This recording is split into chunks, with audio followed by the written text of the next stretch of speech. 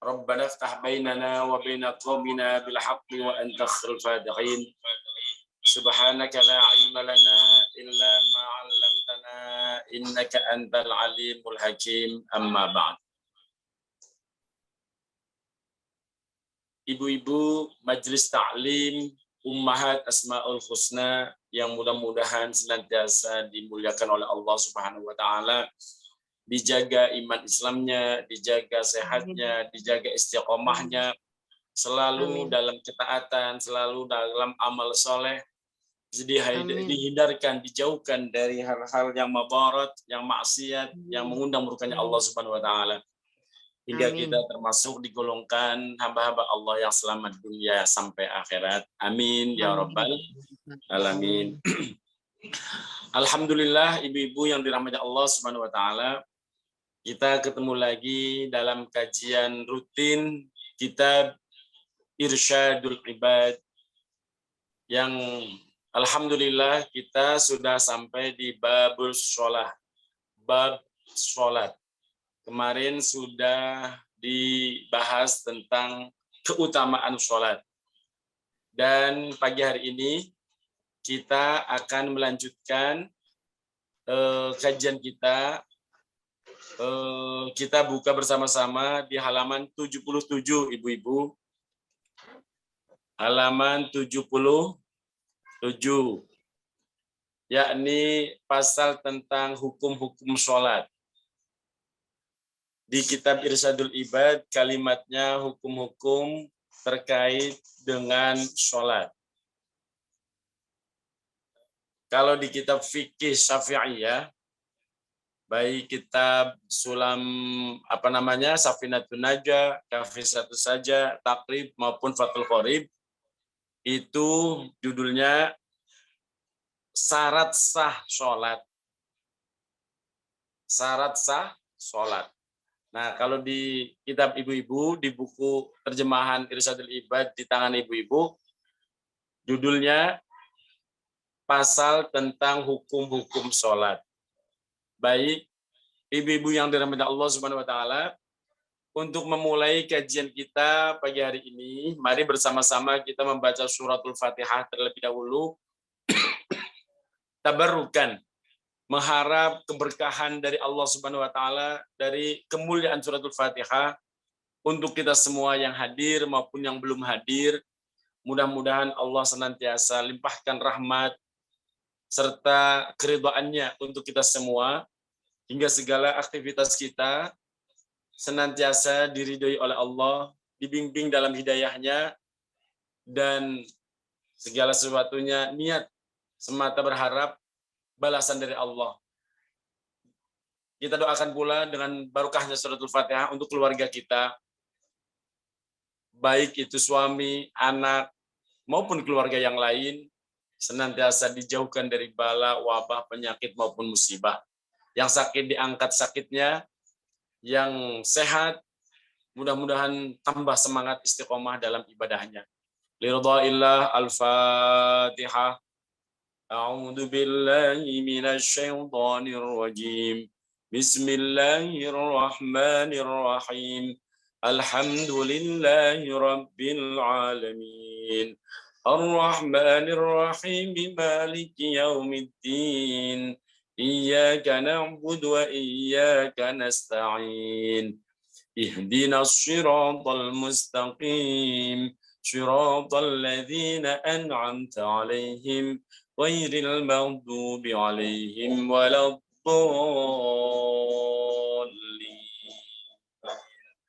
Rabbi firli wa liwalidayya amin.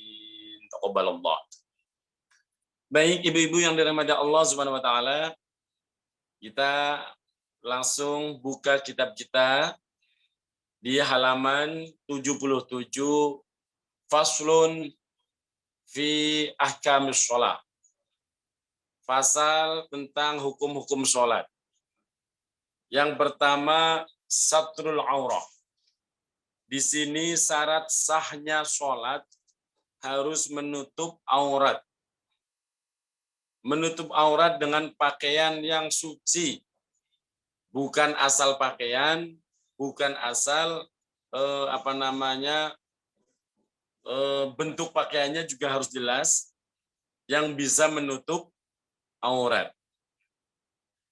Dalilnya jelas, ya bani Adam khudhu zinatakum inda kulli masjid. Wahai anak cucu Adam, pakailah perhiasanmu, pakaian sholatmu yang bagus di setiap memasuki masjid. Anjurannya jelas, Bu. Wahai anak Adam, pakailah perhiasanmu. Maksudnya apa? Pakaian sholatmu itu yang bagus di setiap memasuki masjid. Jadi kita harus punya koleksi mukena, Bu. Ya, jangan cuma satu. Lebaran itu, sholat wajib itu, sholat sunnah itu. Minimal punya 5 pasang buat gonta-ganti ya. Alhamdulillah. Khusnudon. Ibu-ibu majelis taklim Ummahat Asmaul Husna mukenanya banyak. Nah, selanjutnya ibu-ibu yang dirahmati Allah Subhanahu wa taala, ada sebuah hadis, ini saya tambahkan sebagai keterangan pentingnya menutup aurat, bahwa syarat sahnya sholat itu harus menutup aurat. Di sini diceritakan satu hadis dari Siti Aisyah radhiyallahu anha, qala Rasulullah sallallahu alaihi wasallam, la tuqbalu sholatul haid illa bi khimarin. Sholat perempuan yang telah haid atau sudah balik tidak diterima kecuali dengan mengenakan penutup kepala atau khimar. Ibu-ibu yang dirahmati Allah, bagi yang sudah balik tentu sudah punya kewajiban menunaikan sholat. Dan tanda baliknya seorang wanita adalah ketika salah satunya haid. Haid berarti si perempuan itu udah balik, walaupun usianya mungkin baru 12 tahun. Karena zaman sekarang baliknya seorang anak perempuan itu lebih cepat dibanding zaman-zaman terdahulu. Ibu-ibu yang dirahmati Allah, perhatikan. Mungkin zamannya Bu Ida masih kecil atau remaja lah sebut saja. Atau ibu-ibu yang sekarang ngaji, ingat-ingat deh. Di usia 10 sampai 12 tahun, bahkan 15 tahun, banyak yang belum haid. Banyak yang belum haid. Tetapi di hari ini, anak-anak kelas 5 SD, Bu, baru 10 tahun atau 11 tahun sudah pada haid. Sebentar, Bu ya. Assalamualaikum, Kiai.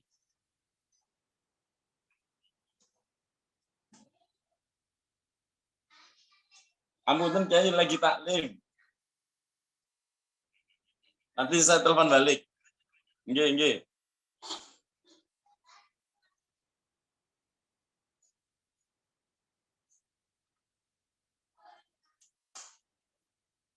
Mohon maaf ibu-ibu, ada selingan dari Kiai telepon.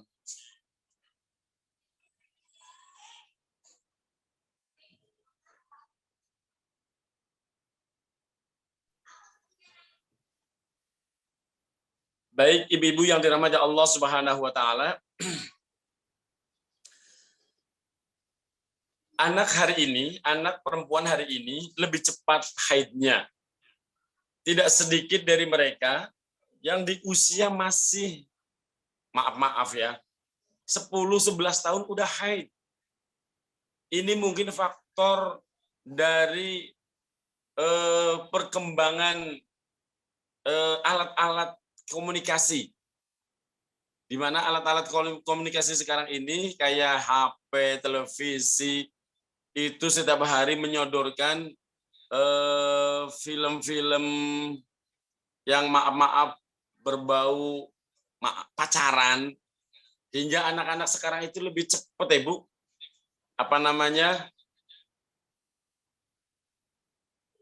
dewasanya.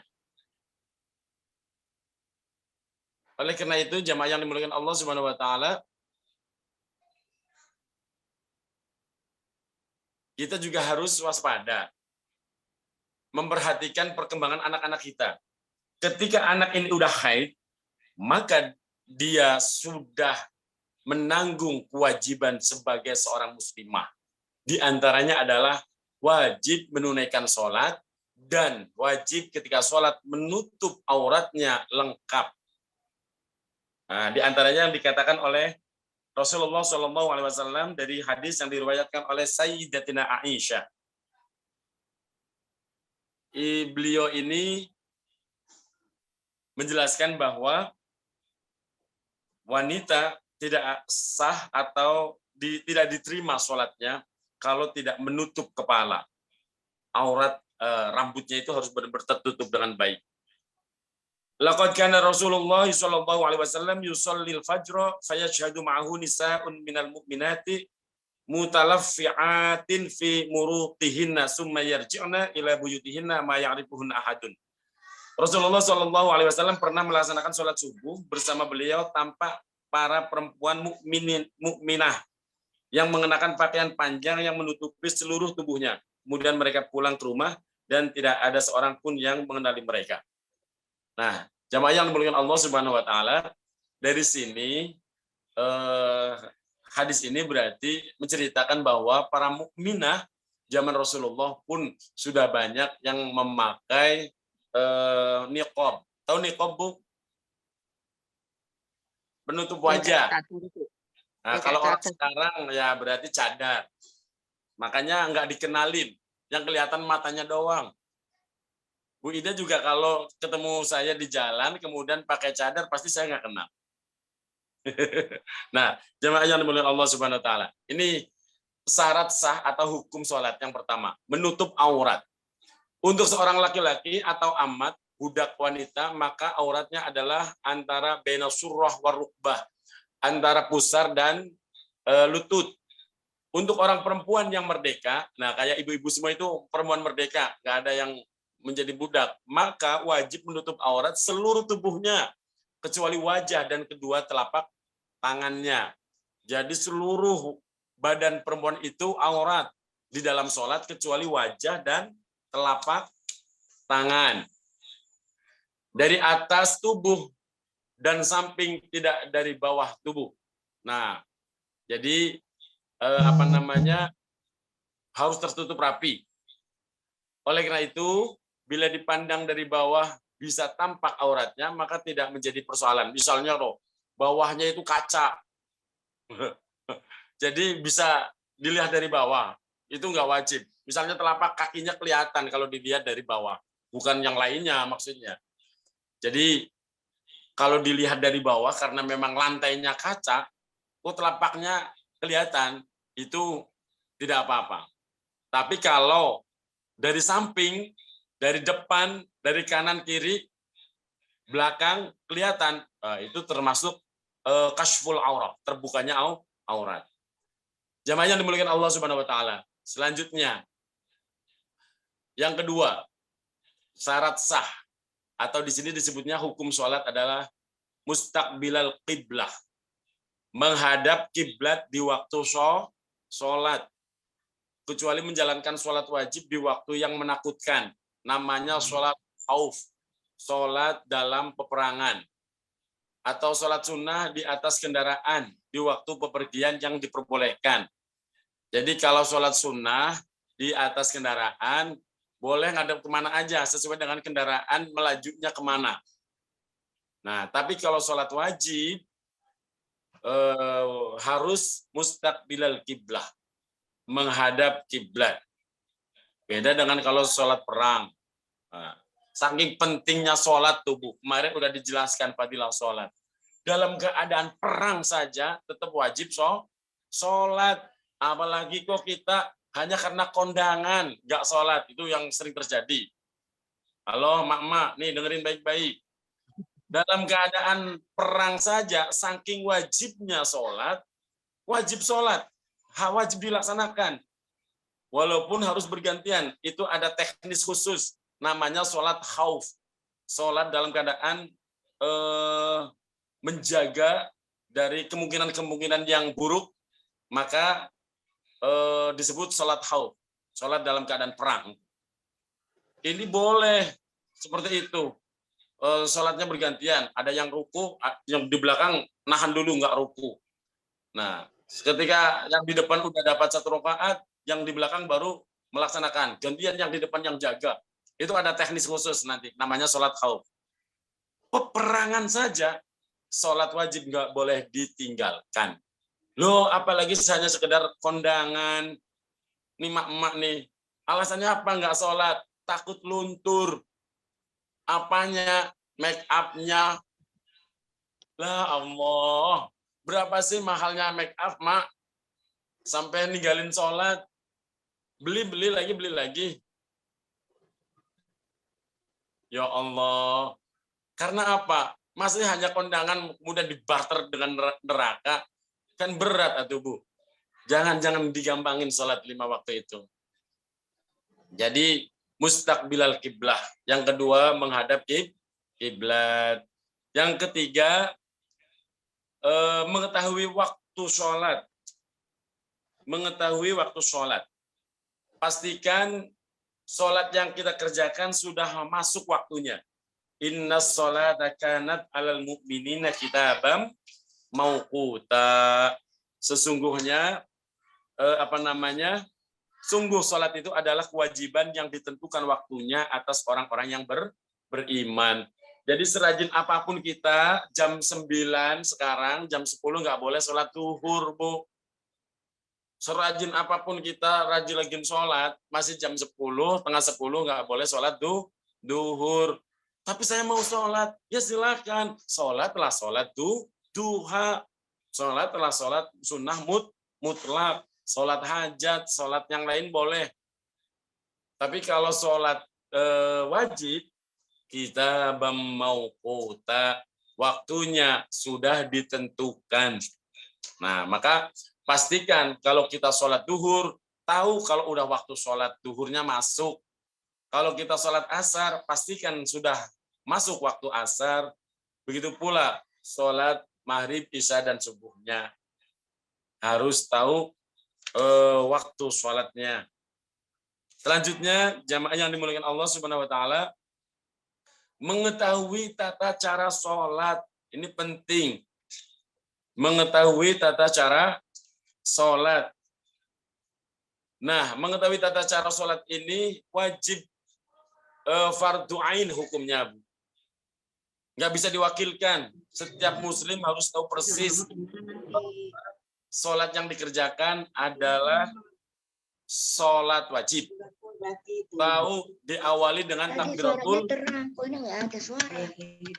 ihram. Kan ada Bu Ida tadi. Bu Ida ini. Kak Ida itu bukan Bu Ida itu. Pakain aja coba nih pakai pensil mama dulu. Bisa dilanjut, Ibu. Ini Dede mah denger, mama yang nggak denger. Nggak ada suara sama sekali. Iya karena kecil, mama nggak kedengeran. Nggak ada. Ntar dulu dong sabar, Ma. Belum dinyalain. Gak usah panik gitu kalau. Baik, Ibu yang kepada Allah Subhanahu wa taala. Ada suara dengung. Sabar dulu lagi jawabnya, benerin dulu, Ma. Nggak ada. Belum disambungin sama mama, belum dipencet, belum nyambung itunya. Buka dulu jawabnya pelan-pelan. Pelan-pelan buka dulu. Nah. Baik, saya lanjutkan Ibu ya. Jadi mah kedengeran, mama nggak kedengeran. Jadi aktifin ininya dulu. Syarat sahnya sholat harus tahu tata belum caranya. tadi kan dimatiin mama. Sholat apa yang harus wajib diketahui tata cara sholat? Mengetahui mana yang diwajibkan, mana yang disunahkan. Yang diwajibkan dan disunahkan kecuali untuk orang yang benar-benar orang bodoh atau orang yang baru masuk Islam belum mengerti tata cara sholat. Nah, itu masih ditolerir. Tapi kalau kita sudah wajib hukumnya untuk sholat dengan memahami takbiratul ihram itu bagian dari rukun.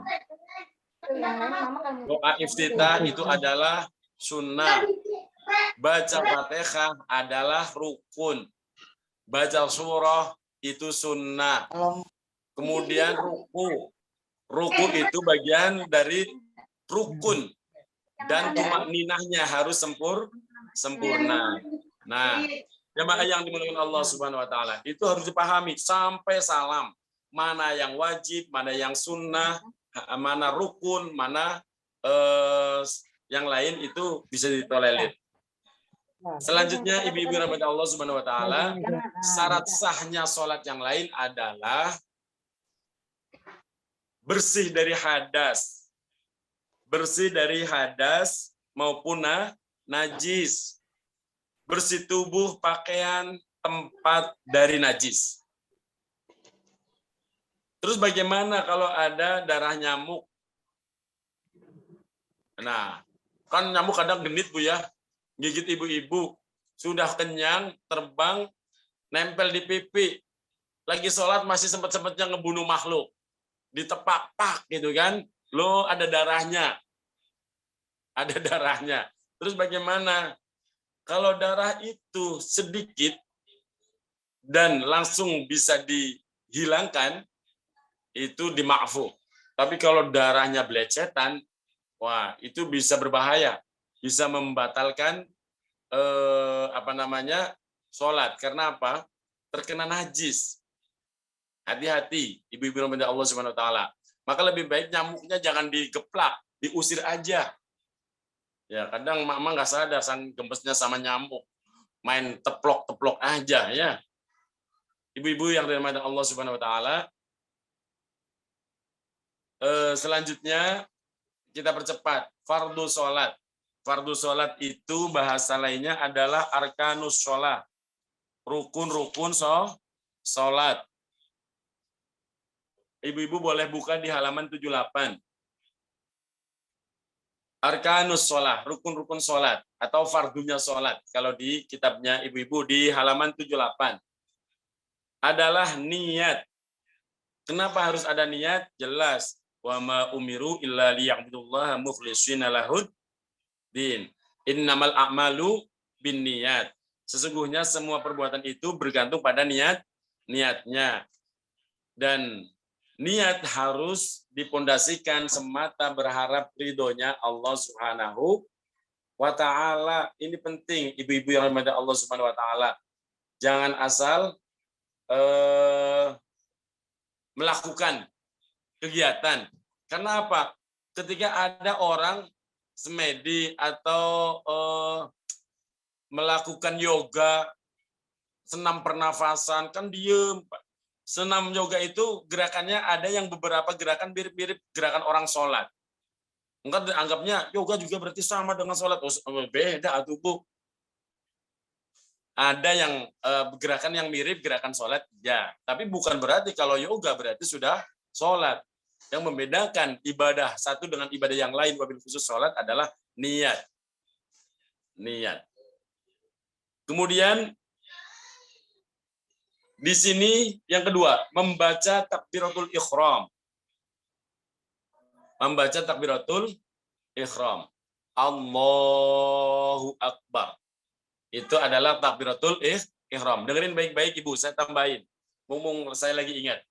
Takbir pertama sholat di pembukaan namanya takbiratul ihram. Allahu Akbar. Kalau laki-laki seukuran telinga di sini. Allahu Akbar. Bukan di sini. Allahu Akbar. Bukan. Kalau laki-laki segini. Kalau perempuan seukuran seukuran ini, sedadanya saja. Allahu Akbar. Jangan tinggi-tinggi. Kalau perempuan segini. Jadi maaf sekarang banyak orang laki-laki yang takbiratul ihramnya seukuran dada.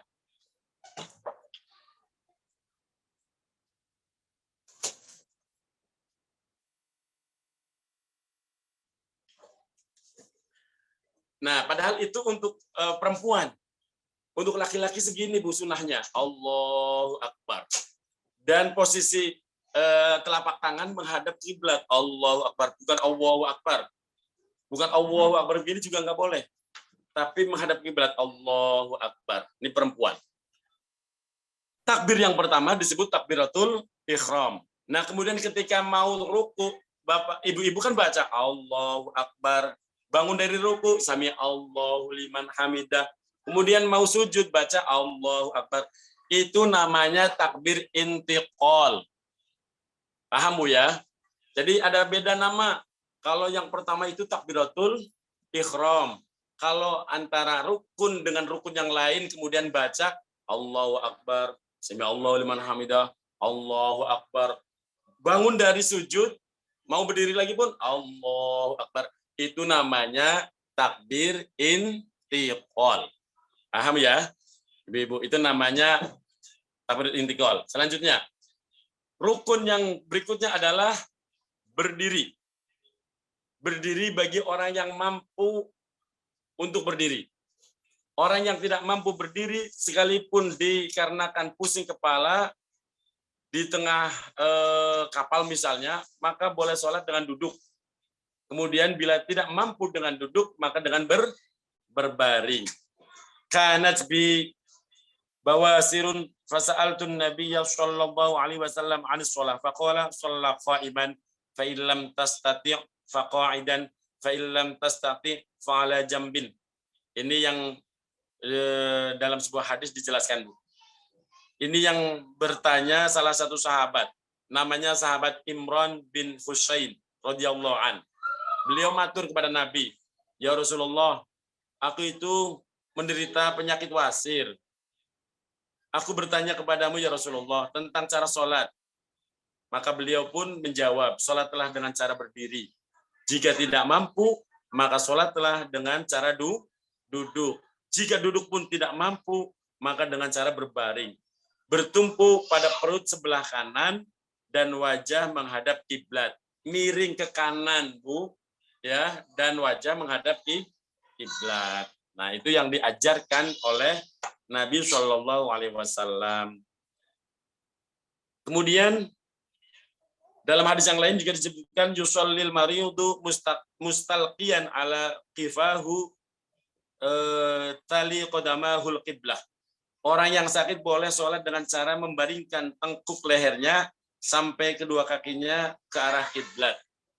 Jadi sebenarnya banyak rukhsah yang diperbolehkan, diizinkan untuk orang-orang dalam melaksanakan sholat. Itu tadi, saking wajibnya pentingnya sholat. Perang pun wajib tetap sholat, sakit pun wajib tetap sholat. Gak sanggup berdiri, duduk. Gak sanggup duduk, ya dengan berbaring. Nah, berbaring dengan miring, masih gak sanggup, ya telentang. Yang penting, sholat. Telentang pun gak sanggup, ya dengan isyarah. Dengan gerakan-gerakan yang diisyarahkan lewat mata atau kedipan mata sekalipun. Misalnya ada orang yang sudah nggak bisa berbuat apa-apa. Kok sudah nggak bisa, isyarah pun udah nggak bisa, ya disolatin. Gitu, Bu. Saking pentingnya sholat. Nah, jadi pertama fardunya adalah niat membaca takbiratul ihram, berdiri bagi yang mampu. Selanjutnya membaca suratul Fatihah dengan memasukkan basmalah sebagai salah satu ayatnya. Dengerin baik-baik, Bu. Kita adalah umat Islam yang bermadhab dalam ilmu fikih ala madhab Imam Syafi'i. Di mana menurut Imam Syafi'i, Bismillah dalam suratul Fatihah bagian daripada surah. Maka dibacanya harus lengkap dengan Bismillah. Dan nggak usah pakai sir, jahar. Jahar itu keras. Allahu Akbar. Allahu Akbar, takbiratul ihram. Kemudian baca doa iftitah. Doa iftitah itu sunnah. Nanti ada di bab sunnah-sunnah sholat. Sunnah-sunnah di dalam sholat. Nah, kemudian baca suratul Fatihah. Itu harus lengkap. Bismillahirrahmanirrahim. Alhamdulillahi rabbil alamin. Yang keras aja, Bu. Harus pede, harus yakin bahwa Bismillah adalah bagian dari suratul Fatihah dan wajib untuk dibaca. Nggak usah pakai ikut-ikutan kayak di Mekah Bismillahnya pelan, sir. Di Madinah juga bacaan Bismillahnya sir. Itu pakai madhab, bukan madhab Syafi'i, itu pakai madhabnya Imam Malik. Nah, jadi ibu-ibu jangan ikut-ikutan. Ibu-ibu ikutnya yang ibu-ibu ngaji, mengkaji. Oh, udah ngaji malah nggak dipakai, kan sayang. Ya, Jadi yang kencang. Apalagi ikut-ikutan yang nggak pakai bismillah, nggak boleh lagi. Jadi rukun keempat adalah membaca Al-Fatihah. Kemudian ruku. Ruku, usahakan rukunya yang sempurna, seperti letter L, Bu. Nah, rasakan nikmatnya ketika ruku. Wah, sayang ini pakai online, jadi saya nggak bisa ngasih contoh ya. Kalau saya offline ini udah saya contohkan. Ruku yang diajarkan oleh Rasulullah. Itu letter L. Usahakan dirasakan ketika kita ruku, ada urat yang benar-benar terasa tertarik dari ujung kaki paling bawah itu kaki bagian belakang itu sampai ke punggung, Bu, berasa nikmat. Dan itu lebih dari nilai refleksi orang yang katanya senam yoga itu, Bu. Sambil ruku, kemudian dibaca pelan-pelan subhana rabbiyal azimi, subhana rabbiyal azimi wa bihamdi, pelan-pelan hingga kemudian lahirlah tumakninah di dalam ruku. Karena tumakninah di dalam ruku merupakan rukun yang keenam. Jadi nggak boleh nggak ada tumakninahnya. Harus ruku, Bu. Nah, kemudian sami Allahu liman hamidah. I'tidal. I'tidal. I'tidal itu apa? Kembali dari posisi ruku ke posisi semula, yaitu berdiri. Itu pun harus dibarengi dengan tumakninah. Saya tambahkan tumakninah di sini, sementara di buku ibu-ibu nggak disebutkan. Nanti ujungnya jumlahnya sama, Pak, ibu-ibu. Perhatikan ya. Di i'tidal juga harus ada tumakninah. Berdirinya harus sempurna. Nggak boleh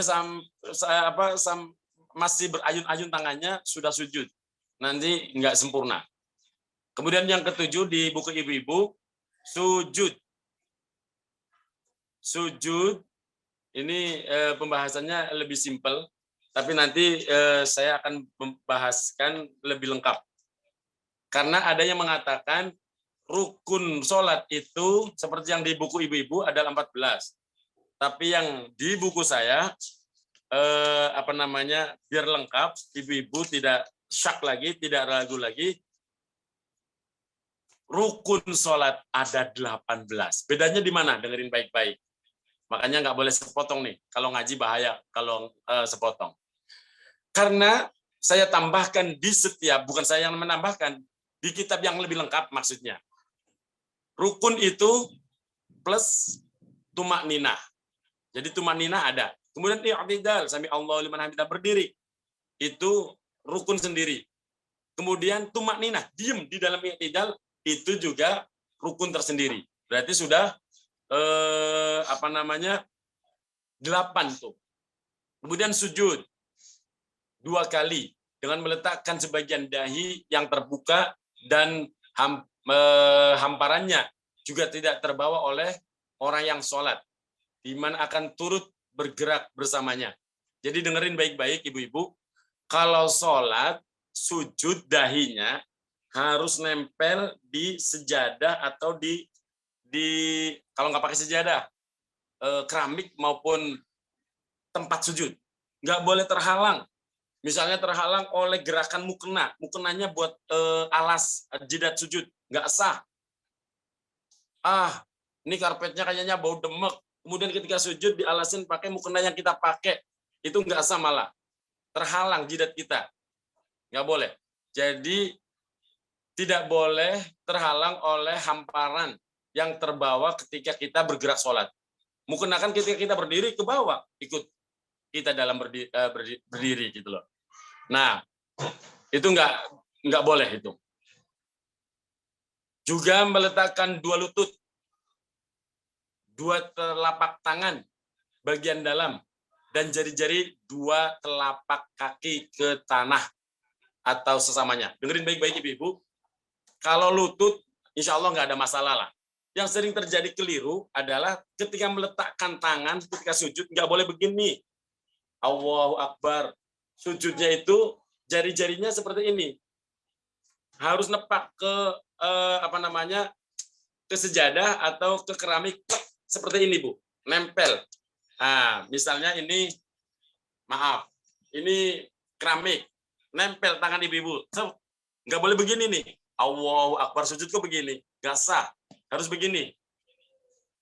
Nah, kemudian jari kaki kita pun ditekan. Nggak boleh selonjor kakinya, jari kakinya. Ini penting untuk ibu-ibu biar lebih memahami. Kemudian tumak ninah, tenang, anteng, nggak boleh bergerak dalam kekhusyuan di setiap sujudnya. Nah, itu kalau sujud 2 kali, tumak ninah 2 kali, udah 4 itu. Maka di catatan saya di sini, kalau sujud plus sujud dengan tumak ninahnya udah 10. Kemudian duduk antara 2 sujud. Duduk di antara 2 sujud. Tidak usah terlalu panjang ketika duduk di antara 2 sujud. Nah, beda dengan i'tidal. Serta tumak ninah di dalam duduk di antara 2 sujud itu. Harus tetap ada tumak ninahnya. Nah, selanjutnya tasyahud akhir. Itu yang rukun-rukun saja ini yang disebut. Tasyahud awal gimana? Nanti ada di bab sunnah. Di bab sunnah ada. Jadi tasyahud awal itu sunnah. Tapi harus dikerjakan. Yang sunnah ini lewat. Karena misalnya sholatnya buru-buru ngebut. Untuk Allah keburu-buru. Apa lebih penting pekerjaan daripada Allah. Nah, hati-hati. Tasyahud akhir.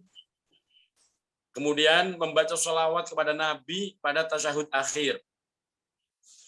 Jamaah yang dimuliakan Allah Subhanahu wa taala, membaca tasyahud saat duduk terakhir itu juga bagian dari rukun. Membaca tasyahud. Hafal Bu ya? At-tahiyyatul mubarakatus shalawatut thayyibatu lillah. Assalamu alayka ayyuhan nabiyyu wa rahmatullahi wa barakatuh. Assalamu alayna wa ala ibadillahis shalihin. Ashhadu an la ilaha illallah wa ashhadu anna Muhammadar Rasulullah.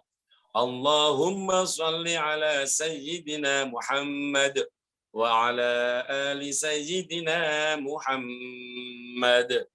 Baru kemudian baca sholawat Ibrahimiyah. Kama shallaita ala sayyidina Ibrahim wa barik ala sayyidina Muhammad. Kama barakta ala sayyidina Ibrahim wa ala ali sayyidina Ibrahim fil alamin innaka Hamidum Majid. Sampai tuntas. Nah, itu adalah bagian dari rukun sholat atau wajib sholat. Di sini di buku ibu-ibu fardu sholat disebutnya. Sekali lagi membaca sholawat untuk Nabi itu juga bagian dari rukun di tasyahud. Ketika baca tasyahud harus ada baca sholawatnya. Selanjutnya di poin di saya di 16. Kalau di ibu-ibu di situ di 12. Membaca salam yang pertama. Ingat salam yang pertama itu hukumnya wajib, Bu. Assalamualaikum warahmatullah. Jadi ketika baca assalamualaikum, ngadepnya masih kiblat. Terus yang menoleh kepalanya saja, nggak usah sebadan-badannya. Assalamualaikum warahmatullah. Itu namanya belok kanan. Assalamualaikum warahmatullah. Belok kiri. Jadi yang belok itu cukup wajahnya saja. Assalamualaikum warahmatullah. Balik lagi. Assalamualaikum warahmatullah. Cukup wajahnya aja. Nggak usah sebadan-badannya. Kadang karena sering terjadi saya melihat ada orang sholat. Giliran salam sambil refleksi. Assalamualaikum warahmatullah. Assalamualaikum warahmatullah. Itu malah olahraga. Bukan sama olahraga nanti setelah sholat selesai. Selanjutnya jemaah yang dimuliakan Allah Subhanahu wa taala, yang berikutnya di situ nggak disebutkan, tapi saya ambilkan keterangan lebih lengkap dari kitab ringkasan fikih ala madhab Imam Syafi'i radhiyallahu an. Niat mengakhiri sholat. Kalau tadi ketika mau takbiratul ihram, niat menunaikan sholat. Ketika salam sudah terucap, hati getarkan niat menyelesaikan atau mengakhiri sholat. Nah, dan semuanya itu harus berurutan. Maka tartibus sholat adalah suatu rukun yang diletakkan di paling akhir. Jadi nggak boleh, saya tahiyat dulu lah, duduk dulu, baru berdiri. Nggak bisa. Sujud dulu, baru ruku. Nggak bisa. Pokoknya semuanya harus berurutan. Jadi yang namanya sholat adalah suatu perbuatan yang diawali dengan takbiratul ihram dan diakhiri dengan salam. Ibu-ibu yang dirahmati Allah Subhanahu wa taala, ini penting saya sampaikan dulu.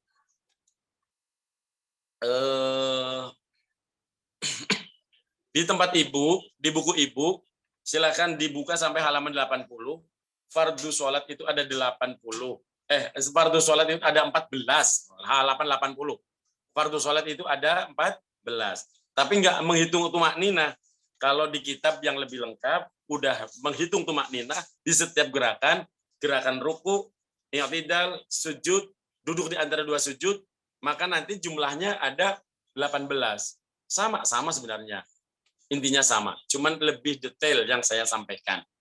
Jadi ibu nggak usah bingung, loh yang Ustadz sampaikan 18, bisanya cuma 14. Nggak usah panik gitu, santai aja Bu. Ya, kita ngaji, insya Allah semakin banyak pengetahuan, semakin banyak referensi, semakin kaya pengetahuan, semakin yakin ketika beribadah.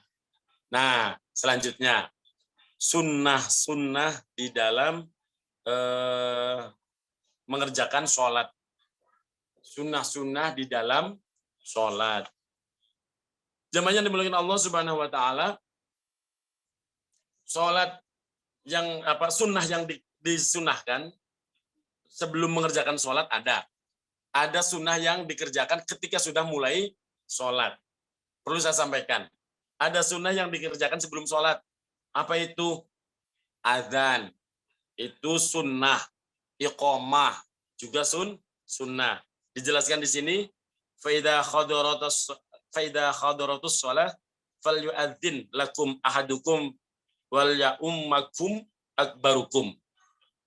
Apabila waktu sholat telah tiba, hendaklah seorang dari kalian mengumandangkan adzan dan orang yang paling tua di antara kalian menjadi imam. Ya bagusnya yang tua, ya yang pintar, yang soleh, bacaannya benar. Tapi kalau ada orang tua, lebih tua sih umurnya, tapi bacaan Qur'annya nggak benar. Ada yang lebih muda, tapi lebih benar, jadi itu lebih utama. Jadi, jamaah yang dimuliakan Allah Subhanahu wa taala, yang disunahkan sebelum sholat adalah adzan dan iqamah. Sunnah yang dikerjakan di dalam sholat ada 2. Nah, baik kita lihat di buku ibu-ibu dulu. Sunnah di dalam sholat memang ada 2 macam. Hayat dan ab'ad, bukan ahad. Ab'ad, itu salah nulis. Baik, nanti dijelaskan sunnah hayat itu apa, sunnah ab'ad itu apa. Kita ikutin yang ada dulu ya, biar nggak bingung ibu-ibu. Yang pertama, niat mengerjakan sholat dengan tujuan hanya kepada Allah. Sholat itu niatnya nggak boleh yang lain. Niat ibadah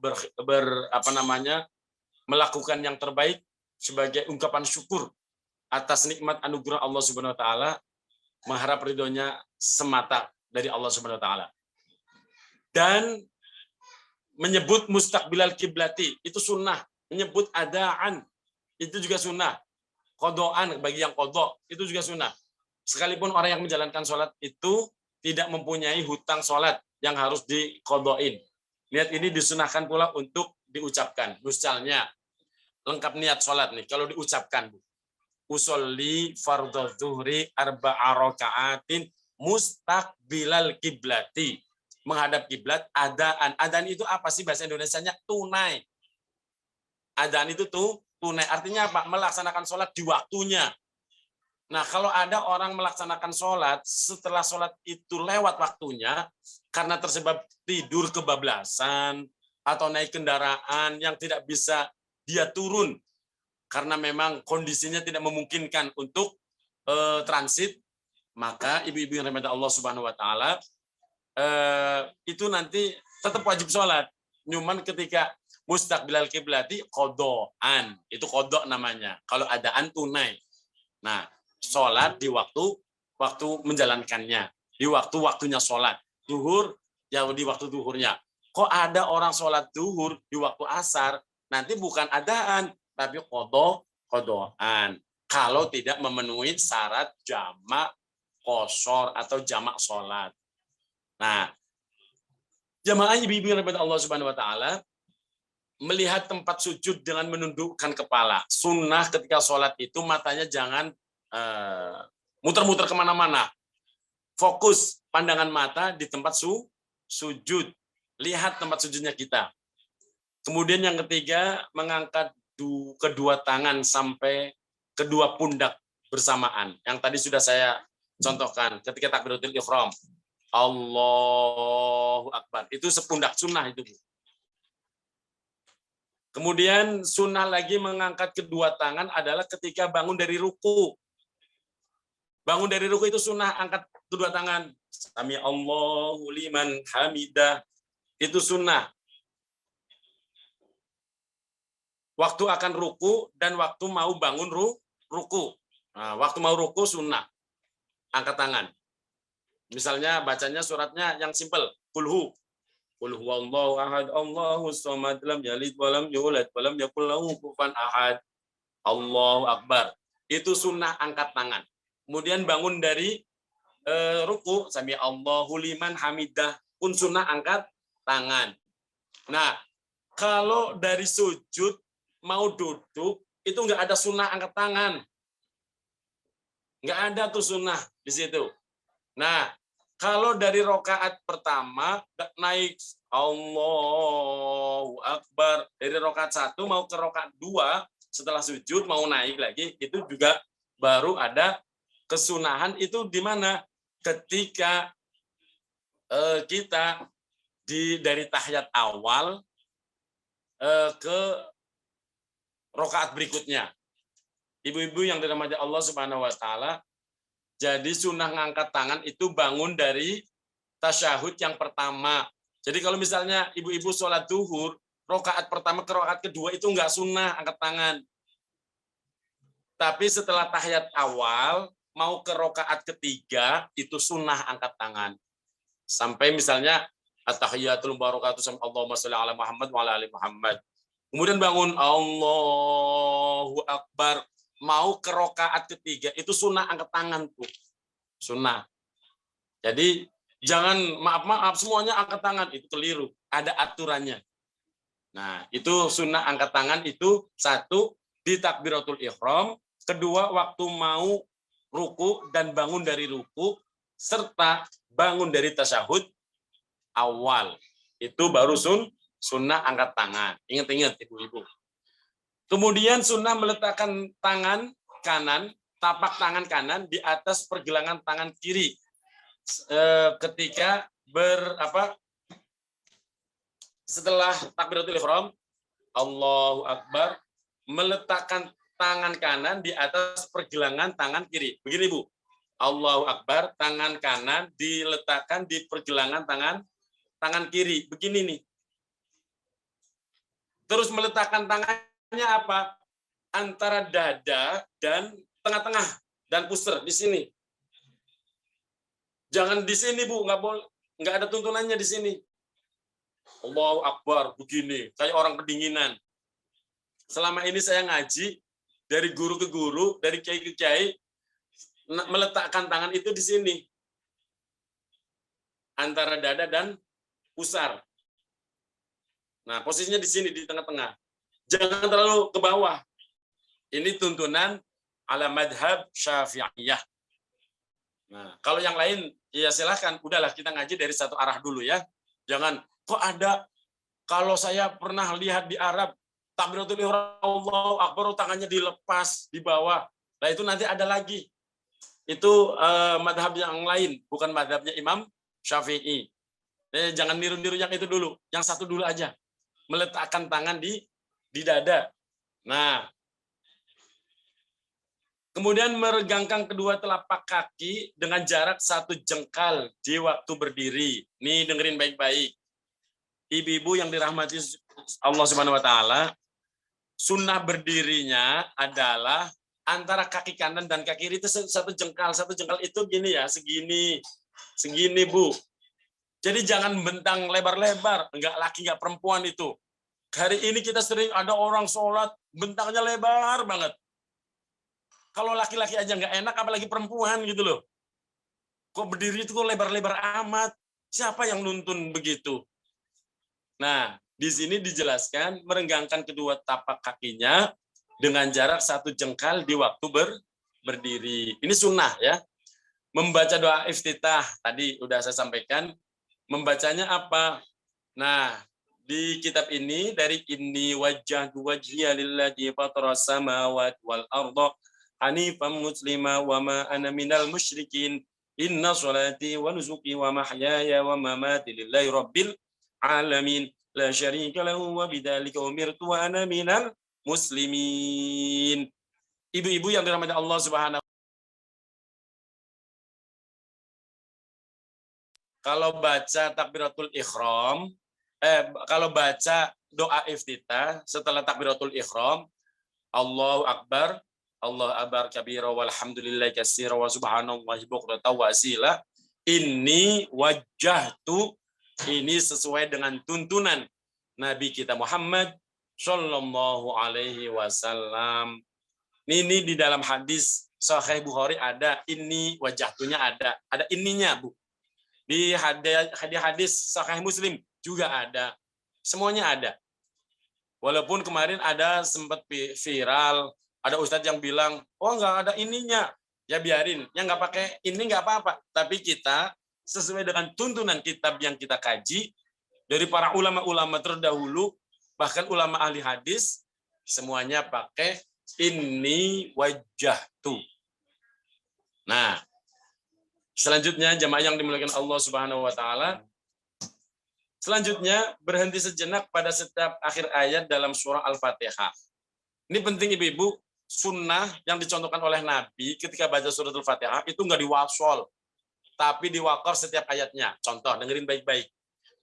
Bismillahirrahmanirrahim, berhenti. Alhamdulillahirabbil alamin, berhenti. Ar-Rahmanir-Rahim, berhenti. Maliki yaumiddin, berhenti.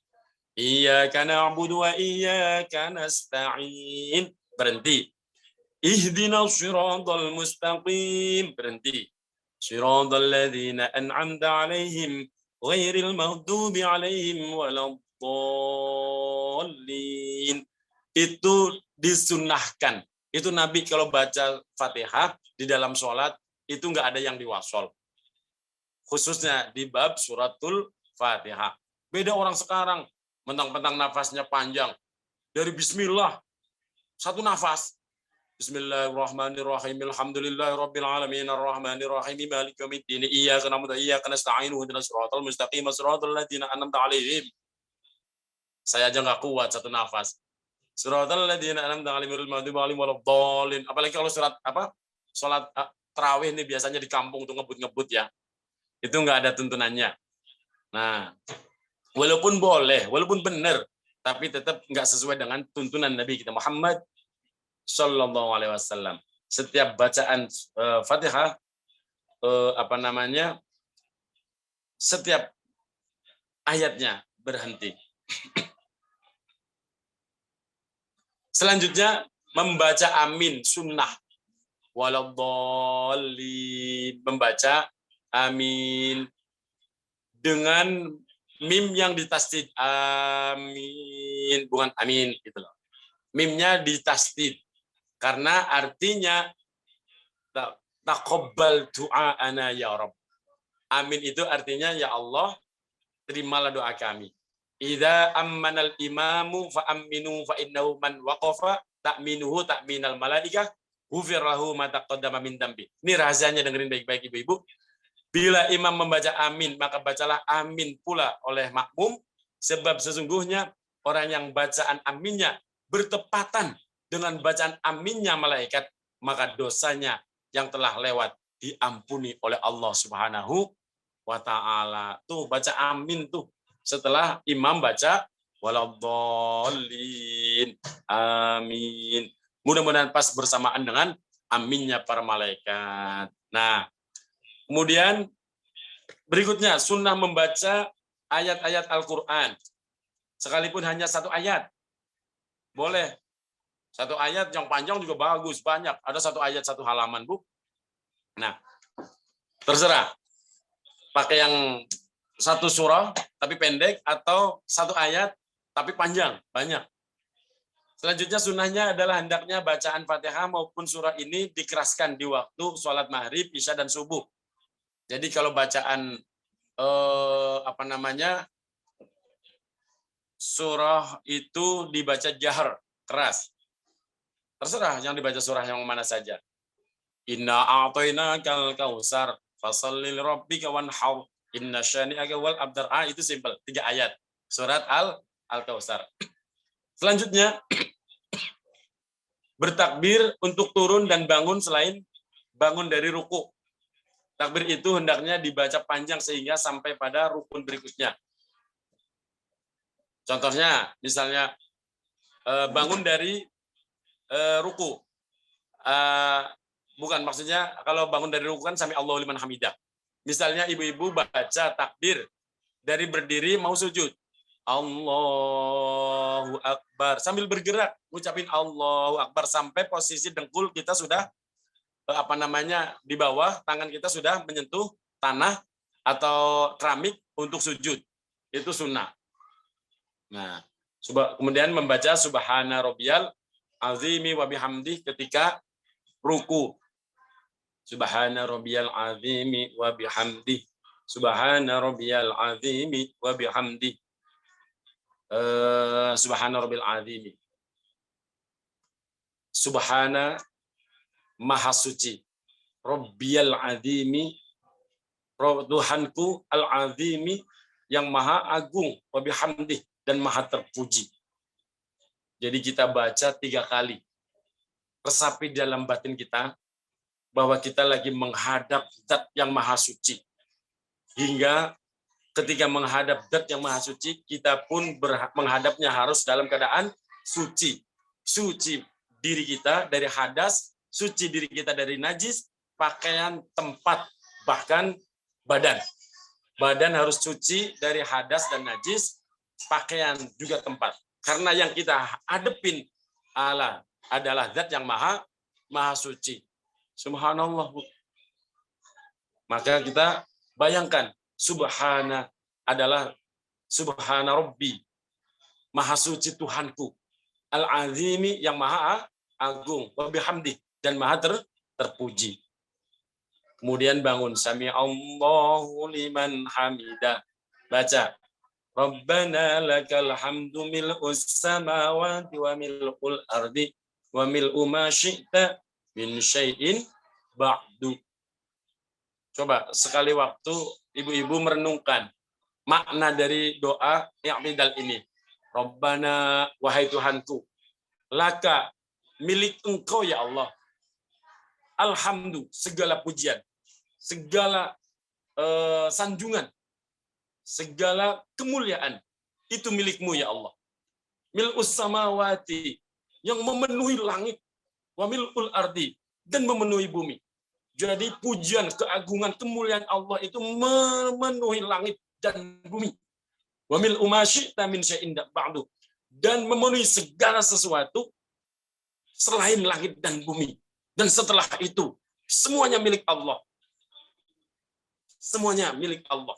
Kemuliaan, pujian, keagungan hanya milik Allah yang memenuhi langit dan bumi. Nah, kita ini siapa? Kemarin saya bilang, kita hanyalah debu di atas debu yang tidak ada nilai apa-apanya. Dan ketika kita tidak sujud, maka Allah pun tidak pernah mengangkat diri kita.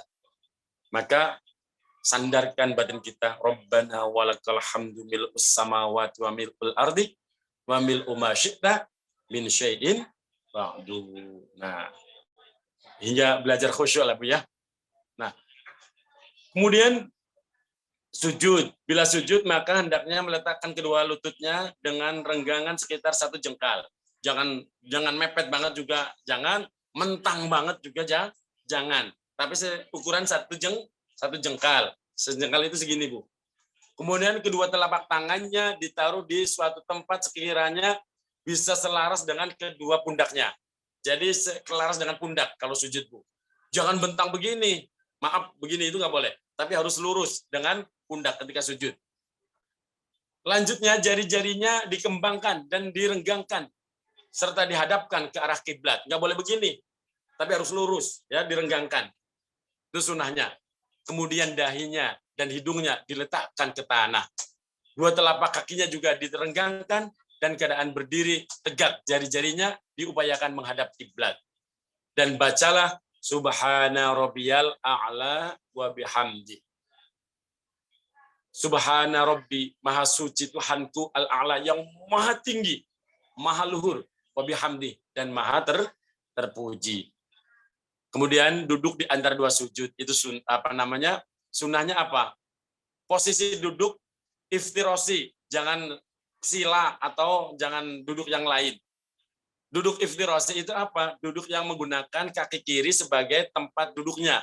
Jadi maaf, pantat kita diganjel dengan telapak kaki kiri dan meletakkan kedua telapak tangan kita di atas paha dengan kedua lututnya, dengan kedua lututnya. Dua jari-jarinya dikembangkan. Nah, kita ini disunahkan kalau duduk di antara dua sujud itu dikembangkan tangannya, jangan ngegenggam, jangan mengepal. Di dalam duduk di antara dua sujud kita baca Rabbi firli warhamni wajburni warfa'ni warzuqni wahdini wa'afini wa'fu anni. Rabbi, wahai Tuhanku, ighfirli, ampuni dosaku, warhamni, kasihanilah aku ya Rabb, wajburni, cukupkan segala hajat kebutuhan hidupku ya Allah, warfa'ni, angkat derajat kami ya Allah, warzuqni, lengkapi rezeki kami, wahdini, bimbing kami dengan hidayahmu ya Rabb, wa'afini, dan sehatkan kami. Ini 8 permintaan paling lengkap di dalam sholat. Dan semuanya untukku. Kami itu pemaknaan saya tadi. Warhamni, ku, Rabbi firli, ampuni aku ya Rabb. Warhamni, kasih sayangi aku ya Rabb. Wajburni, cukupkan aku ya Rabb. Semuanya aku. Nah, baca dengan khusyuk, dengan tenang. Jangan tergesa-gesa. Kemudian duduk istirahat dengan iftirasi pula, yaitu duduk setelah sujud kedua dan ingin berdiri. Jangan langsung dari sujud, berdiri. Itu enggak. Tapi duduk dulu, namanya duduk istirahat dengan posisi duduk iftirasi. Nah, selanjutnya duduk tasyahud awal juga dengan duduk iftirasi. Duduk iftirasi tadi saya ingatkan, telapak kaki kiri untuk ganjel, pantatnya kita. Kemudian kaki kanan ditekan jari-jarinya, usahakan agar bisa menghadap kiblat. Nah, bila berdiri dari sujud atau dari duduk tasyahud awal, disunahkan menggunakan kedua tangannya sebagai penopang untuk berdiri.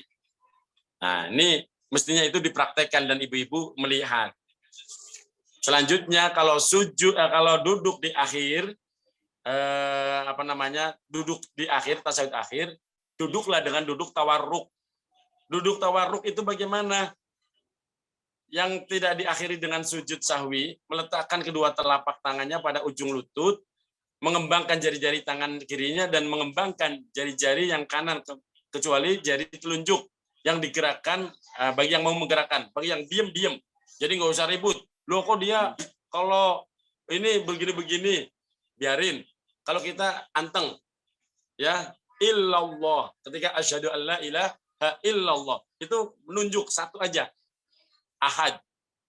Nah, melengkung sedikit. Nah, dibiarkan sehingga berdiri melanjutkan rakaat berikutnya. Nah, jemaah yang dimuliakan Allah Subhanahu wa taala, ini penting. Nah, bacaan tasyahudnya ini di halaman 84. At-tahiyyatul mubarakatus sholawatut thayyibatulillah. sampai akhir dari sholawat Ibrahimiyah. Innaka hamidum majid fil alamin, innaka hamidum majid. Nah, kalau masih mau tambah doa boleh. Allahumma firli ma qaddamtu wa ma artu wa ma asrartu wa ma a'lantu wa ma asraftu wa ma anta a'lamu bihi minni. Antal muqaddimu wa antal muakhiru. La ilaha illa anta. Allahumma inni a'udzubika min adabil qabri wa min adabil nar wa min fitnatil mahya wa mamati wa min fitnatil masihid dajjal.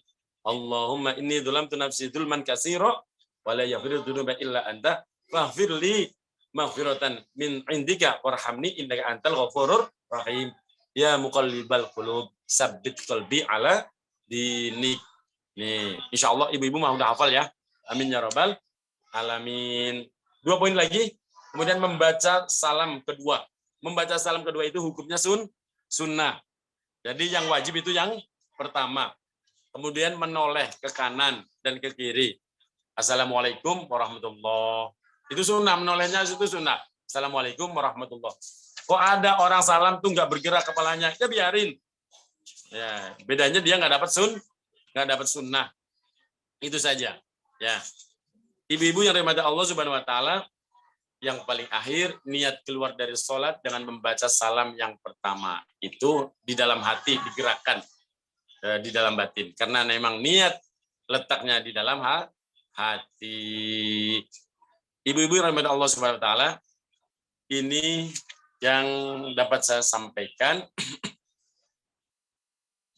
Mudah-mudahan bisa dipahami. Selanjutnya kita tanya jawab yang baik masih sekitar tentang sholat yang saya sampaikan tadi, maupun yang di luar tema pun silakan. Monggo ibu-ibu, silakan. Ada yang mau bertanya? Monggo ibu-ibu yang mau bertanya. Assalamualaikum. Assalamualaikum Ustadz Abdul Aziz. Waalaikumsalam. Gini, mangga. Ya, tentang ini Pak Ustadz, tentang berdiri yang pada bagian tentang fardunya sholat pada poin ketiga Pak Ustadz halaman 78, yang berdiri bagi orang mampu, orang yang tidak mampu berdiri. Poin ketiga. Ya, yang poin ketiga Pak Ustadz, fardunya sholat pada halaman 78. Kemudian bagi yang tidak mampu boleh duduk. Ya, kemudian kalau tidak mampu lagi duduk dengan sholat berbaring. Nah, itu kan untuk orang yang masih bisa berkomunikasi, Pak Ustadz. Gimana kalau orang yang berbaring itu dalam keadaan yang tidak sadar gitu, Pak Ustadz? Apa kita memang, Pak Ustadz kan bilang tadi terakhir ujung-ujungnya kita sholatkan. Nah, nanti saya lagi berpulang, ini kan bagi orang yang berbaring, bagi orang yang bisa melakukan, Pak Ustadz, gitu ya. Jadi orang yang tidak bisa melakukan, misalnya dalam keadaan koma gitu, apa kita sholatkan atau gimana Pak Ustadz? Ya begitu aja Pak Ustadz, terima kasih. Assalamualaikum warahmatullahi wabarakatuh. Iya, ini pertanyaan yang sangat bagus dari Ibu Yeni. Iya, Ustadz. Orang kalau masih hidup jangan disolatin atau Ibu, ya Allah, tega sih Ibu mah. Walaupun dia ada di ruang ICU, tidak sadar, dalam arti sudah tidak bisa mengingat. Kan tadi syarat wajib kan ada, syarat sah ada. Syarat wajib orang Islam ya wajib sholat. Nah, syarat sahnya orang sholat adalah tahu waktu. Waktu maghrib tahu, waktu zuhur tahu. Lah orang yang sudah tanda kutip pikun, atau orang yang stroke yang sudah tidak bisa membedakan mana maghrib, mana siang, mana malam, kan ada yang seperti itu. Itu bagaimana? Itu kan secara wajib sholatnya sudah gugur sebenarnya. Sudah nggak punya akal. Begitu pula yang sedang terbaring sakit di dalam kondisi tidak sadarkan diri karena di ICU misalnya. Itu udah nggak bisa sholat kan? Dan memang tidak wajib. Sudah gugur kewajibannya, orang nggak sadar. Nah, tapi kalau memang dia masih sadar dan ingin tetap melaksanakan sholat, karena apa? Saya pernah menjelaskan bahwa wallahu akhrajakum min butuni ummahatikum la ta'lamuna syai'an wa ja'ala lakumus sam'a. Nah, nikmat terakhir yang Allah akan tarik sebelum ruh itu adalah pendengaran. Ibu-ibu yang dirahmati Allah, Jadi walaupun orang yang sakit keras sekalipun, di ICU sekalipun, biasanya pendengarannya masih normal. Masih normal, masih bisa mendengar. Makanya kalau kita lihat atau menengok orang yang di ICU, walaupun sudah nggak bisa ngomong, mata pun udah nggak bisa melihat. Ketika kita nengok dan kita berbisik, ini aku loh, Ibu Yeni, misalnya. Itu orang itu bisa melelehkan air mata loh, nangis. Artinya apa? Dia masih bisa dengar. Nah, ketika orang itu masih bisa dengar, berarti akalnya masih ada. Masih bisa berkomunikasi, walaupun dia nggak bisa menjawab. Apakah dia wajib sholat? Kalau dia tahu waktunya sholat, ini udah zuhur, ini udah asar, ini udah maghrib, ya boleh menunaikan sholat. Dengan cara apa?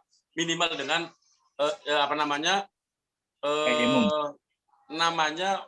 sholat lihurmatil waktu, sholat menghormati waktu, tanpa harus wudhu, tanpa harus tayamum, ya udah waktu sholat.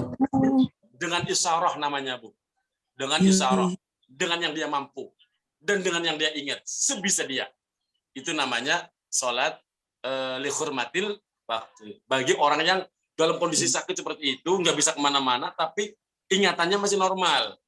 Sekali lagi, ingatannya masih normal. Tapi kalau udah yang nggak ada ingatannya, udah nggak bisa bedain mana maghrib, mana subuh, mana pagi, mana siang, mana malam, ya itu mah sudah nggak kewajiban. Salah satu kewajibannya kan berakal, Bu.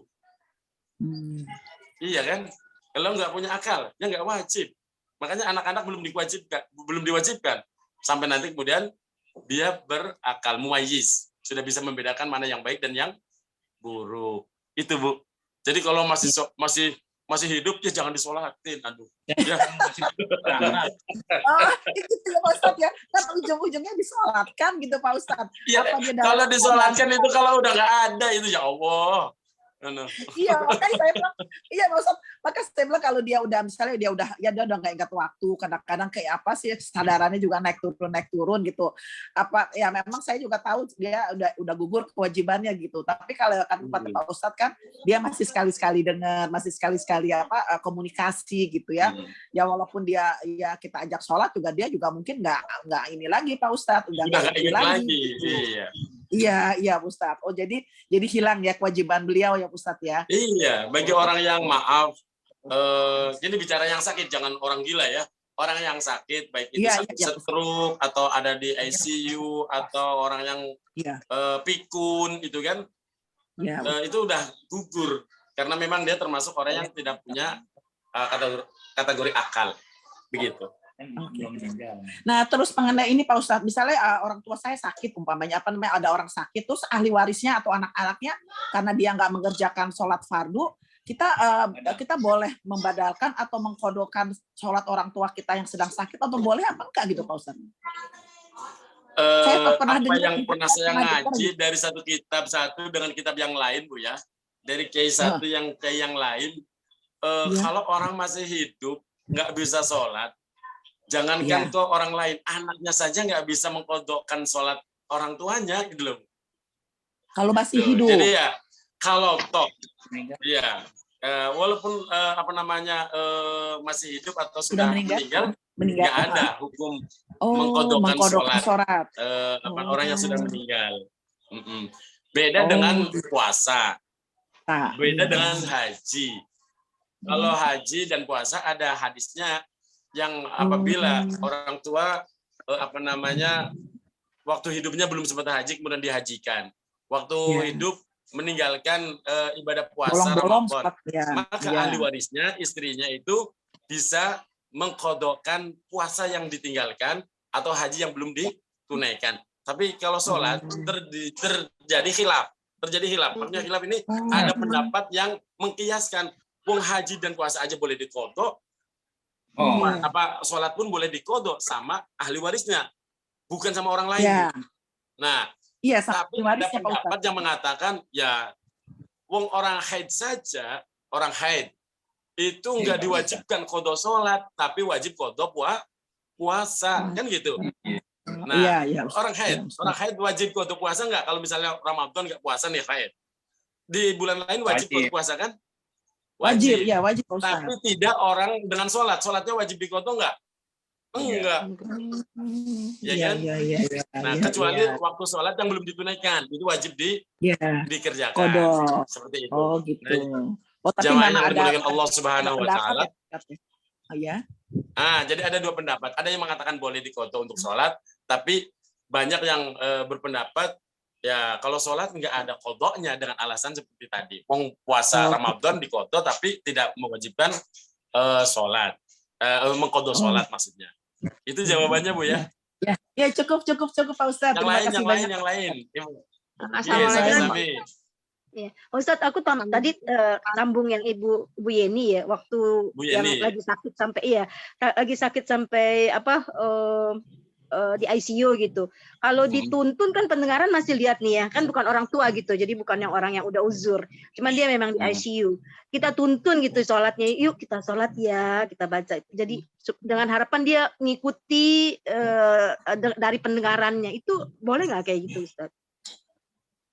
Kalau memang dia di ICU dan masih bisa mendengar, karena kondisinya ada satu dan lain hal, hanya dia nggak bisa bergerak apapun karena kondisi, tapi masih aktif, akalnya masih normal, ya hanya saja nggak bisa bergerak dan masih bagus pendengarannya gitu kan, sangat bagus kalau dituntun seperti itu.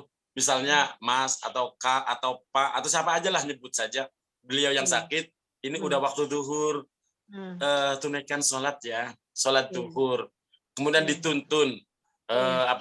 Itu boleh diingatkan bahwa ini udah waktu zuhur, sholatlah waktu zuhur. Tentu dia yang sholat sesuai dengan kemampuan yang dia bisa lakukan. Dan setiap gerakannya dibatasi dengan isarah mata saja pun boleh. Apapun yang dia mampu dengan cara-caranya dia dalam kondisi sakit itu boleh, asal akalnya masih sehat dan pendengarannya masih normal. Itu boleh Bu, seperti itu. Ya, terima kasih Ustaz. Terima kasih. Iya. Yang lain, Eyang, monggo Eyang, katanya mau nanya. Giliran ngaji nggak nanya nih Eyang. Iya, mau nanya. Iya, monggo. Ini kan saya kondisi keseimbangan badannya sudah agak kurang. Kadang-kadang dari duduk mau berdiri itu suka mau kejengkang gitu. Jadi otomatis tangan itu nahan. Apa itu nggak ngebatalin. Tapi itu sering gitu, Ustaz. Terima kasih. Baik. Ibu-ibu yang namanya Allah Subhanahu wa taala, inna dina yusra, agama itu mudah. Termasuk dalam hal kaifiyah ibadahnya pun tidak kaku hingga memberatkan umatnya. Enggak. Agama ini begitu lenturnya, begitu bijaknya di dalam menuntun umat. Jadi ibu-ibu yang dirahmati Allah Subhanahu wa taala, kalau ada kondisi seperti itu, bangun dari ruku atau bangun dari duduk kok sedikit bahasanya goyah atau maaf kalau bahasanya kasar, oleng. Jamaah yang dimuliakan Allah, itu tidak sampai kemudian membatalkan, karena itu refleks sifatnya, tidak ada unsur kesengajaan. Mau kejengkang kah, mau kalau ke belakang kan kejengkang, kalau ke depan yungsep, kalau ke samping apa istilahnya, ngelewang, entah apalah, itu bahasanya Bu Ida itu mah ya. Kalau ke depan yungsep, kalau ke belakang kejengkang ya. Nah itulah istilahnya orang Indonesia. Istilahnya maju ke belakang aja beda nama. Padahal intinya sama, mau jatuh gitu loh kan. Intinya sama mau jatuh. Kalau itu refleks, tidak ada unsur kesengajaan, itu nggak apa-apa. Nggak apa-apa, tidak membatalkan sholat. Itu Eyang ya. Iya, makasih Ustaz. Ibu Ida mau nanya, monggo. Atau Eyang yang lain. Ustadz, kalau saya ingin Ustadz menjelaskan apabila kita makmum dengan imam. Nah, terkadang tuh masih ada terlihat bahwa tanpa sengaja kita mendahului imam. Nah, seharusnya bagaimana Ustadz? Mohon dijelaskan dari awal sampai salam. Apakah kita kadang kan salam pertama udah ikut salam, atau kita sampai nunggu imam salam kedua baru kita boleh salam? Mohon dijelaskan Ustadz, terima kasih. Baik, ibu-ibu rahmati Allah Subhanahu wa taala, usahakan dalam kita berjamaah itu jangan sampai mendahului imam. Sebab nanti kepala kita ditukar sama malaikat menjadi kepala khimar atau keledai. Itu kalau kita sholat mendahului imam. Kita ketinggalan satu rukun itu belum batal. Tapi kalau 3 rukun berturut-turut ketinggalannya, baru kita itu batal makmumnya, bukan batal sholatnya. Itu harus dibedakan. Antara batal sholat dengan batal makmum atau berjamaah itu beda. Jadi kadang ada ustadz yang main serampangan aja, itu batal sholatnya, batal dari Hong Kong. Itu batal berjamaahnya. Kalau misalnya imamnya sudah berdiri, loh kita kok masih baru sujud pertama lagi gitu kan? Nah berarti ketinggalannya sampai 3 rukun berturut-turut itu bisa membatalkan kita berjamaah, bukan membatalkan sholat. Ya sama dengan sholat mufarokoh, sholat yang memisahkan diri dari imam, ketinggalannya terlalu jauh. Keterangannya dari mana? Simak baik-baik ibu-ibu, dengerin. Ini kisah penutup, tapi mudah-mudahan bermanfaat. Ibu-ibu kalau sholat kemudian dari ruku mau i'tidal bacaannya apa coba? Ibu-ibu sholat, ruku, bangun dari ruku, itu bacaannya apa? Allahu Akbar atau Sami Allahu liman hamidah? Sami Allahu liman hamidah. Tahu nggak ceritanya, Bu? Ceritanya adalah suatu pagi Sayyidina Ali yang biasanya tepat waktu sholat subuh, beliau itu ketinggalan. Kenapa ketinggalan? Beliau apakah telatnya karena bangunnya kesiangan? Oh tidak. Beliau itu ketika menuju Masjid Nabawi untuk mengejar agar bisa sholat berjamaah dengan Nabi, di perjalanan itu ada seorang tua sepuh, wakilah ini perempuan sepuh, ada yang mengatakan pokoknya orang tua yang berjalan di depannya Sayyidina Ali. Nah, padahal orang tua ini di dalam hadis dijelaskannya bukan orang yang beriman, non muslim lah sebut saja. Tapi Sayyidina Ali terkenal dengan akhlaknya yang bagus, yang mulia. Beliau tidak mau menyalip, mendahului orang yang sepuh tadi. Nah, jadi beliau itu mengiringin terus. Nggak mau menyalip. Sementara dia jalannya dimik-dimik. Namanya udah sepuh, mana ada orang sepuh itu jalannya kencang. Sementara di Masjid Nabawi, Rasulullah bersama sahabatnya, itu sudah qomat, sudah sholat. Bahkan wakilah sudah ruku. Sudah ruku. Nah, ketika mau bangun dari ruku, Nabi ditahan sama malaikat Jibril. Jadi nggak bisa bangun dari ruku. Sampai kemudian Sayyidina Ali yang dari tadi udah cemas, aduh jangan-jangan saya ini ketinggalan. Jangan-jangan saya itu ketinggalan berjamaah dengan Rasulullah. Tapi ini orang tua kok nggak belok-belok. Nah, pas belok, Sayyidina Ali langsung gancang, langsung cepet. Sampai di Nabawi, alhamdulillah masih nemu Nabi lagi ruku. Beliau langsung takbiratul ihram, Allahu Akbar. Setelah takbiratul ihram, beliau kemudian ruku, ngikutin Nabi. Sapa-sapa lagi hening. Tiba-tiba ada orang baca alhamdulillah rada keras. Ya rada kaget Nabi juga. Nah, ketika Nabi kaget, Sayyidina Ali sudah ikut ruku, spontanitas Nabi bangun dari ruku, terucaplah dari lisan beliau yang biasanya dulunya Allahu Akbar, Bu. Kemudian terucaplah Sami Allahu liman hamidah. Tahu artinya, Bu? Sami Allah, Allah mendengar, liman hamidah. Orang yang mengucapkan alhamdulillah.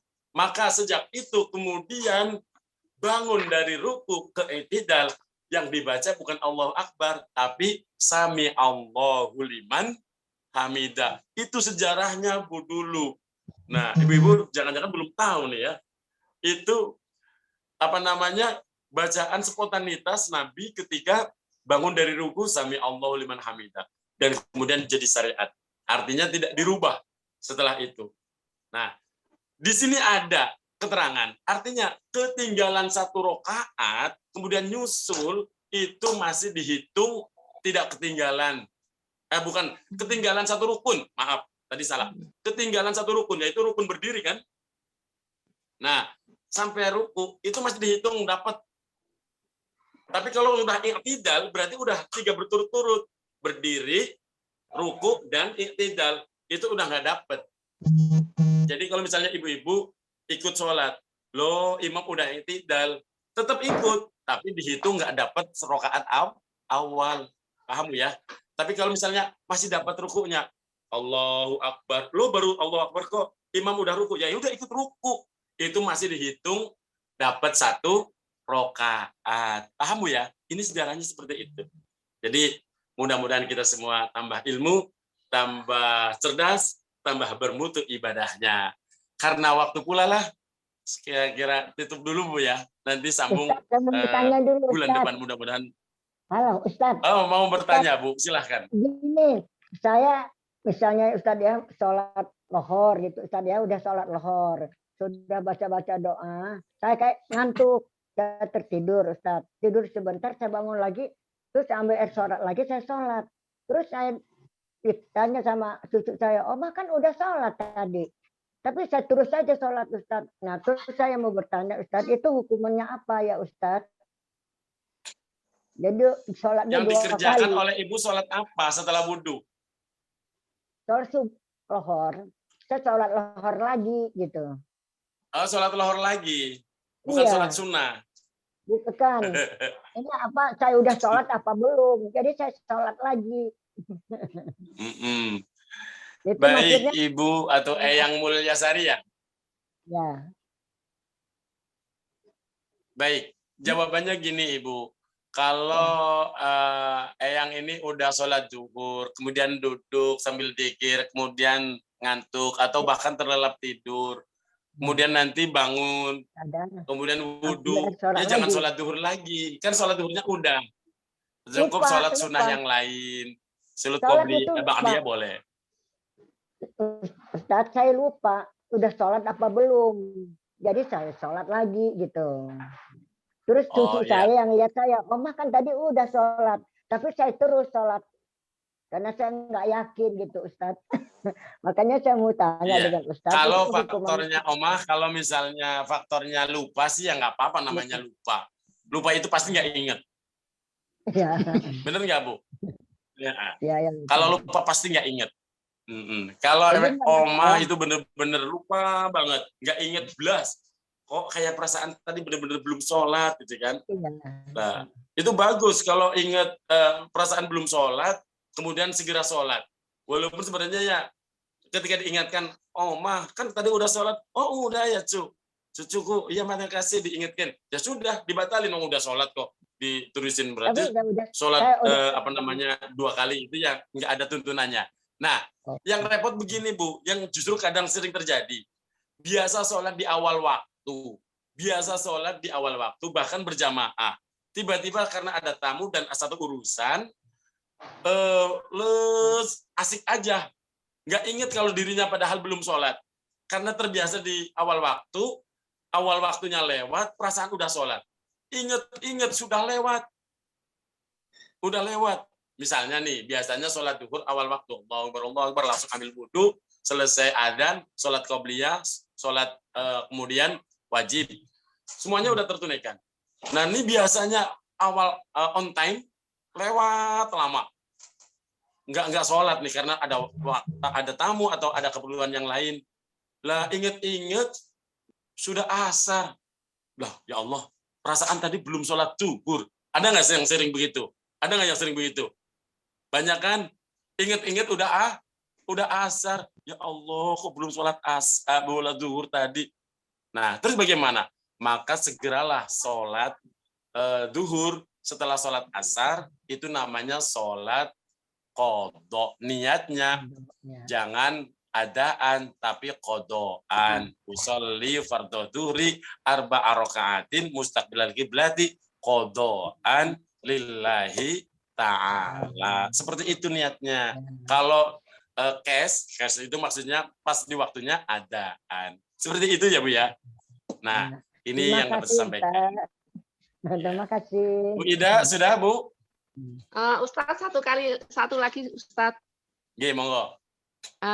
Ini misalnya suami saya misalnya dalam keadaan sakit, dia tidak bisa sholat seperti umumnya, yaitu dengan berdiri, tapi dengan duduk. Kemudian kalau sholat jamaah, misalnya saya ikut sholat jamaah, dia sebagai imam bisa nggak Ustaz? Suami ibu jadi makmumnya ibu gitu? Enggak imam, saya yang makmum. Ibu yang makmum? Ya. Suami tetap imam? Iya, boleh nggak berjamaah? Ya. Ya, ibu-ibu yang dirahmati Allah Subhanahu wa taala, memang paling utama imam adalah orang yang mampu bergerak sempurna dengan berdiri, ruku, duduk dan lainnya. Kalau misalnya imamnya kebetulan tidak mampu berdiri dengan sempurna, misalnya kakinya habis operasi dan ada plat di kakinya, nggak mungkin ditekuk-tekuk. Nah, sehingga nggak bisa sujud sempurna, layaknya sujud. Jadi bisanya berdiri sama ruku tok. Selebihnya sujud, duduk di antara dua sujud pun nggak bisa. Apalagi tahiyat. Tahiyatnya dengan duduk di kursi. Apakah ibu sebagai istri boleh jadi makmum? Jawabannya boleh. Ikut. Walaupun idealnya ya cari yang sempurna. Tapi memang adanya itu, kalau memang ada anak yang sudah akil balik, sudah gede, itu lebih utama. Tapi anak laki-laki tentunya.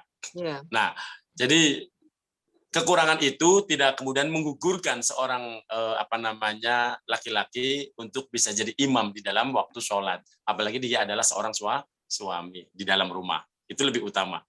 Itu Ibu jawabannya. Terima kasih Ustaz. Iya. Baik, kiranya cukup Bu ya. Kajian kita pagi hari ini masih sekitar sholat. Tapi memang kita penting Bu belajar memperbaiki sholat, karena itu tadi yang kemarin kita bahas bersama-sama. Sholat itu kunci segala kunci ibadah kita. Kalau kita sholatnya baik, benar, mudah-mudahan akan menutupi semua amalan ibadah kita yang masih belentang-belentong atau kurang dari kesempurnaan. Mudah-mudahan Allah ridho dengan kita mengaji dan memperbaiki kualitas ibadah kita, hingga apa yang menjadi ibadah-ibadah kita ke depan semakin sempurna, semakin baik, semakin memperoleh ridhonya Allah Subhanahu wa taala. Mari kita berdoa kepada Allah dengan membaca suratul Fatihah kembali. Mohon ridhonya, mudah-mudahan kita semua, ibu-ibu, eyang-eyang yang hadir di sini, dipanjangkan umur dalam sehat, dan semakin bermanfaat di dalam hidup untuk diri, untuk anak, keluarga, dan orang-orang di sekitar kita. Al-Fatihah. A'udzu billahi minasyaitonir rajim. Bismillahirrahmanirrahim. Alhamdulillahirabbil alamin arrahmanir rahim maliki yaumiddin. Iyyaka na'budu wa iyyaka nasta'in. Ihdinas siratal mustaqim. Shiratal ladzina an'amta 'alaihim ghairil maghdubi 'alaihim waladdallin. Amin. Allahumma anfa'na bima 'allamtana wa 'allimna ma yanfa'una zidna 'ilma. Allahumma ij'alna wa ahlana wa auladana wa talamidana wa jama'na hadha min majlis ta'lim ummahat asmaul husna min ahlil ilmi wal khair wa min ulul Qur'an wa min ibadikas sholihin. Rabbana atina fid dunya hasanah wa fil akhirati hasanah wa qina adzabannar. Wa sallallahu ala Muhammad wa ala alihi wasallam. Walhamdulillahi rabbil alamin. Ibu-ibu sekali lagi mohon maaf atas segala kekurangan. Hadani Allah wa iyyakum ajma'in. Kami undur diri. Assalamualaikum warahmatullahi wabarakatuh. Waalaikumsalam warahmatullahi wabarakatuh. Terima kasih Pak Ustaz. Terima kasih Ibu Ida, ibu-ibu semuanya. Assalamualaikum Ibu.